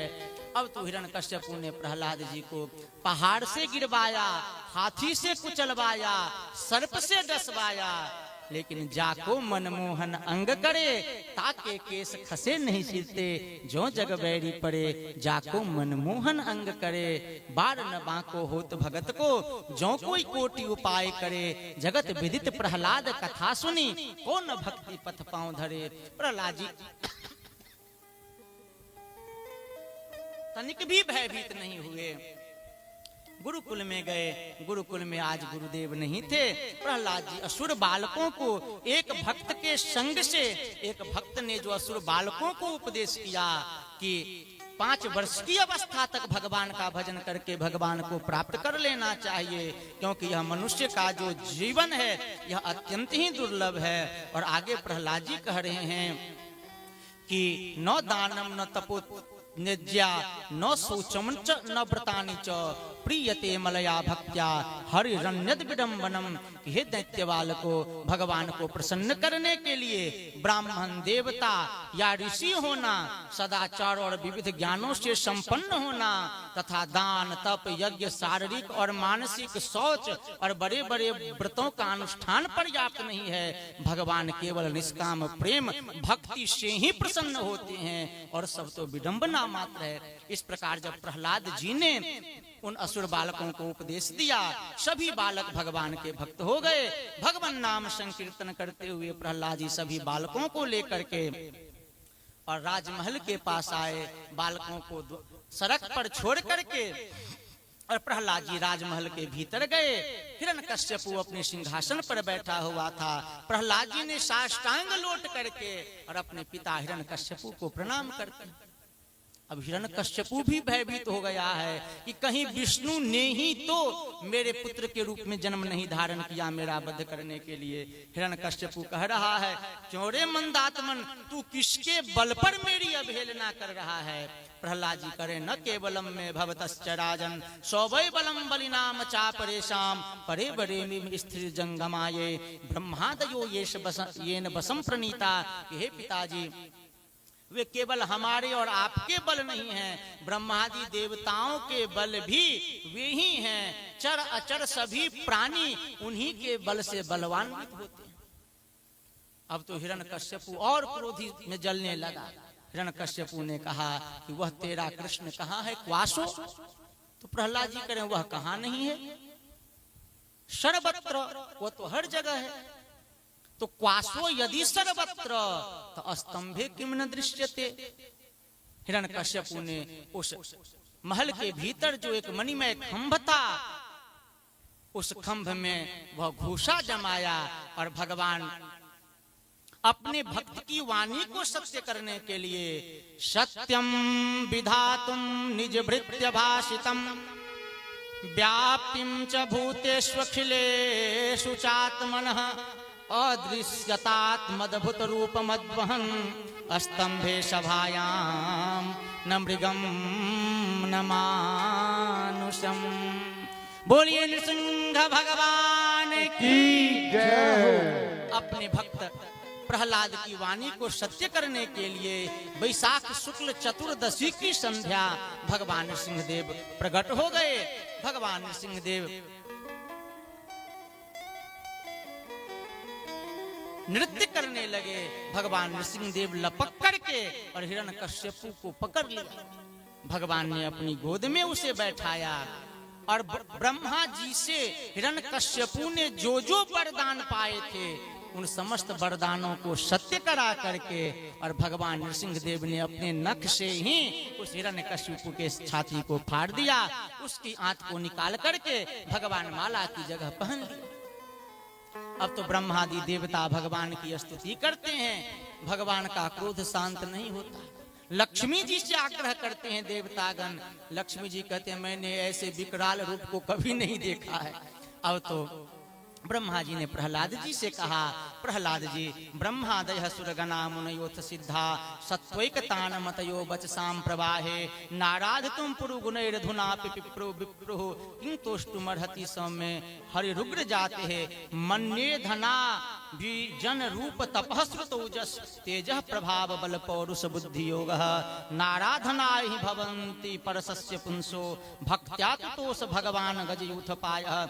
इस प्रकार प्रहलाद जी भगवान की स्तुति करते हुए कह रहे हैं कि हे भगवान, ब्रह्मा आदि देवता ऋषि मुनि और सिद्ध पुरुषों की बुद्धि निरंतर सत्वगुण में ही स्थित रहती है, फिर भी वे धारा प्रवाह स्तुति के द्वारा आपको प्रसन्न नहीं कर सके। फिर तो मैं असुर बालक हूँ, मैं आपको कैसे प्रसन्न कर सकता हूँ।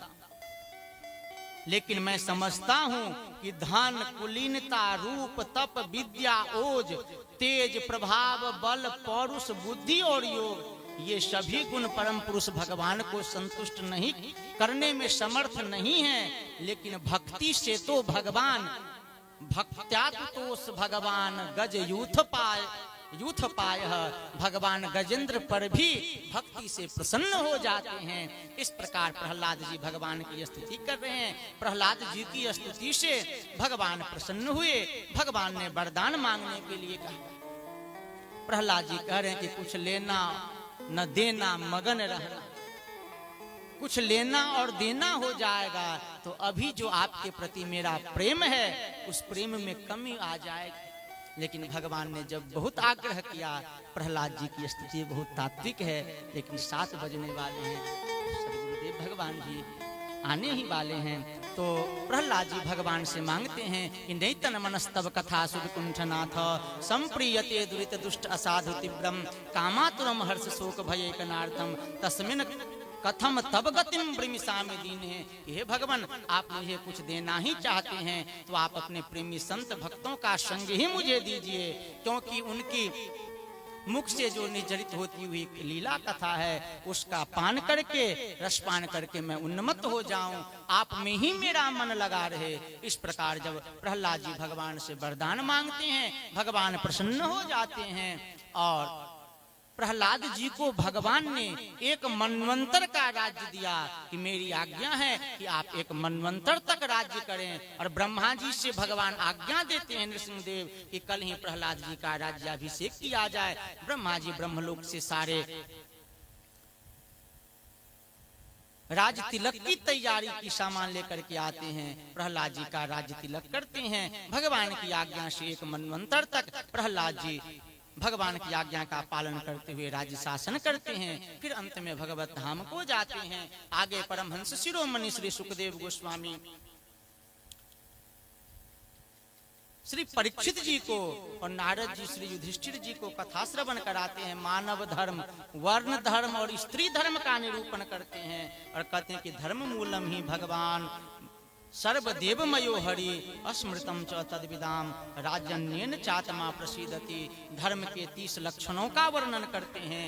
सत्यम दया तपः शौचम तितिक्षेक्षा समोदमः अहिंसा ब्रह्मचर्यम च त्यागः स्वाध्याय आर्जवम संतोषः समुद्रिक सेवा ग्राम्य हो परमः शनै नृणाम विपर्हयक्षेया मौन आत्मविमर्शनम अन्नाद्येशम विभागो भूतेभ्यश्च यथार्हतः ते स्वात्मदेवता बुद्धि सुतराम नृषु पांडवः श्रवणम कीर्तनम चास्य अस्मर्तम महताम गते सेवत्यज्या वनिर्जदास्यम सक्षम आत्मसमर्पणम नृणामयम परो धर्मो धर्मः सर्वेषां समुदाहृतः 30 लक्षणवान राजन सर्वात्मा येन तुष्यति। भगवान सर्वात्मा जो भगवान है, ये 30 लक्षणों वाला जो धर्म है, इन्हीं धर्म से भगवान प्रसन्न होते हैं। आगे पर परमहंस शिरोमणि सुखदेव गोस्वामी राजा परीक्षित को और नारद जी युधिष्ठिर जी को ब्रह्मचर्य और वानप्रस्थ आश्रमों की कथा श्रवण कराते हुए गृहस्थ संबंधी सदाचार की कथा श्रवण कराते हैं और कहते हैं कि यावत भ्रियेत जठरम तावत सत्वम ही देहि नाम अधिकाम जो भी मन्येत सो औस्तेन दंड बढ़ती। कि मनुष्य को उतने ही धन पर अपना अधिकार समझना चाहिए जितने धन से उसका जीविका सुख पूर्वक चल जाए। उससे अधिक धन पर जो अपना अधिकार मानते हैं वे चोर हैं और वे यम दंड के पात्र हैं। इस प्रकार नारद जी युधिष्ठिर जी को कथा श्रवण कराते हैं और जब युधिष्ठिर जी नारद जी से यह प्रश्न पूछते हैं कि हम गृहस्थों को भी भगवान की उस परम भागवती गति की प्राप्ति कैसे होगी, तो नारद जी इसके उत्तर में संत सेवा ही मूल है, संतों में श्रद्धा ही मूल है, इस कथा का निरूपण करते हैं। और नारद जी कह रहे हैं, अपने पूर्व जन्म की कथा युधिष्ठिर जी को श्रवण करा रहे हैं कि अहम पुरा भवन कश्चिद गंधर्वः उपबर्हनः नाम्नातीते महाकल्पे गंधर्वासु सम्मतः। कि हे युधिष्ठिर जी, पूर्व जन्म में इसके पहले महाकल्प में मैं एक गंधर्व था, मेरा नाम उपबर्हन था और गंधर्वों में मेरा बड़ा सम्मान था। मेरी सुंदरता सुकुमारता और मधुरता अपूर्व थी, मेरे शरीर में सुगंधी निकला करती थी और मैं देखने में बहुत सुंदर था। एक बार देवताओं ने एक यज्ञ सत्र किया, मुझे उसमें आमंत्रित किया। यद्यपि मैं जानता था कि यहाँ भगवान की लीलाओं का गान होना चाहिए, लेकिन मैंने अपने स्वरूपाभिमान में, स्वरूप के अभिमान में मैंने वहाँ कामनियों को प्रिय लगने वाले गीतों को गाया। देवताओं ने मुझे शाप दिया और मैं देवताओं के शाप के कारण दूसरे जन्म में मैं दासी का पुत्र हुआ। और तब मैंने जो संतों की सेवा की, तो संतों की सेवा के फलस्वरूप मैं ब्रह्मा जी का पुत्र हुआ, मेरा नाम नारद हुआ। और देव दत्ताभिमाम बीनाम स्वर ब्रह्म विभूषिता मूर्छयित्वा हरि कथां गायमानश्चराम्यहम्। देवताओं ने, जब मैं ब्रह्मा जी का पुत्र नारद हुआ, देवताओं ने स्वर ब्रह्म से विभूषित मुझे एक बीना दी। उस बीना पर मैं भगवान की लीलाओं का गान करता हुआ तीनों लोकों में विचरण करता रहता हूँ। और नारद जी कह रहे हैं कि यूयं निर्लोके बत भूरि भागा लोकम पुनाना मुनयोभियन्ति येषां गृहाणावसतीति साक्षात् गूढ़ं परम ब्रह्म मनुष्यलिंगम। हे युधिष्ठिर जी, इस तीनों लोकों में सबसे बड़े भाग्यशाली आप लोग ही हैं, क्योंकि आपके घर में भगवान श्री कृष्णचंद्र गुप्त रूप से निवास करते हैं और संत लोग उनका दर्शन करने के लिए आया करते हैं। ये नारद जी उपदेश देते हैं। इन्हीं शब्दों के साथ मैं अपनी वाक पुष्पांजलि ठाकुर जी के चरणों में समर्पित करता हुआ परमाराध्य सदगुरुदेव भगवान के श्री चरणों में दंडवत प्रणिपात करता हुआ और अपनी त्रुटि के लिए क्षमा भी चाहता हूँ। सप्तम स्कंध की कथा यहाँ पूर्ण होती है। बोलिए सदगुरुदेव भगवान की जय, श्री जगत गुरु जी महाराज की जय हो। गोविंद बोलो हरि गोपाल बोलो, गोविंद बोलो हरि गोपाल बोलो, गोविंद बोलो हरि गोपाल बोलो, गोविंद बोलो हरि गोपाल बोलो,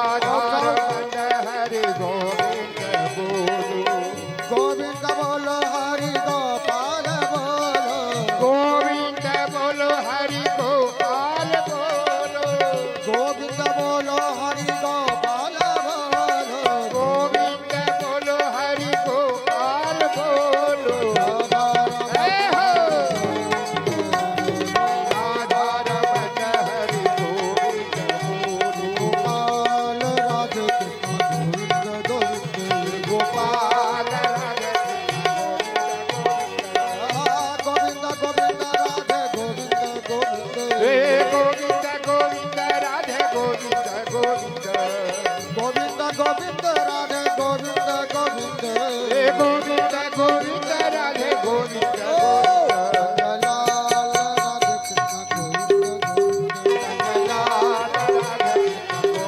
जय श्री राधे अनंत विभो सिद्ध श्री जगत गुरु जी महाराज की जय।